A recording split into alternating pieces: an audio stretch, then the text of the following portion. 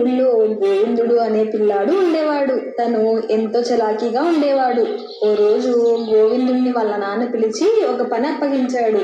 ఒరే గోవిందు, నాకు కాస్త ఒంట్లో బాగోలేదు నాన్న. నువ్వు పక్కూరికి వెళ్ళి అక్కడ నా స్నేహితుడు రామయ్య నీకు చెక్క పెట్టి ఇస్తాడు. అది జాగ్రత్తగా తీసుకురా. రామయ్య అంటే పోయిన దసరాకి మీ స్నేహితుడు ఇంటికి వెళ్ళాం. అయినా నాన్నగారు భలే గుర్తు పెట్టుకున్నావే. సరే, త్వరగా వెళ్ళి జాగ్రత్తగా వచ్చే గోవిందు. ఆ పెట్టి ఏమైందప్పా? ఏమోలే, నాకెందుకు, నాన్నగారు అడిగారు, తెచ్చిచ్చేస్తే నేను వెళ్ళి ఆడుకోవచ్చు. అలా అనుకుంటూ గోవిందుడు తండ్రి చెప్పిన గుర్తుల ప్రకారం పక్క ఊళ్ళో ఉన్న రామయ్య ఇంటికి చేరుకుంటాడు.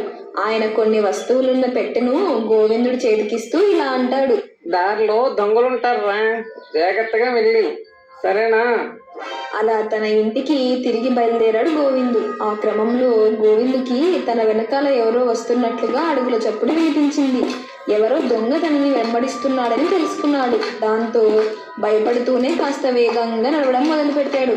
ఆ అడుగుల చప్పుడు వేగం కూడా పెరిగేసరికి గోవిందుకి ఏం చేయాలో పాలుపోలేదు. కొంత దూరం వెళ్ళేసరికి గోవిందుకి ఓ నది కనిపించింది.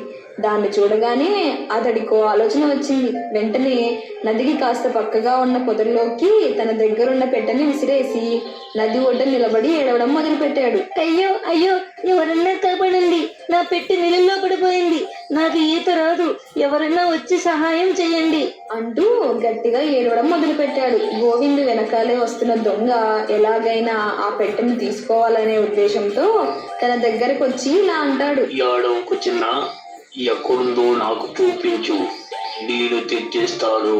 అదిగో ఆ నది మధ్యలో కొట్టుకుపోతుంది. గోవిందు అలా అనగానే దొంగ నదిలోకి దూకి వెతకడం ప్రారంభించాడు. అదే అదును అనుకున్న గోవిందు పొదల్లోకి విసిరిన పెట్టెను తీసుకుని గబగబా అక్కడి నుంచి వెళ్ళిపోయాడు. ఏదైనా సమస్య వచ్చినప్పుడు భయపడకూడదు. గోవిందులా సమయస్ఫూర్తిని ఉపయోగించి ఆ సమస్య నుంచి బయటపడాలి.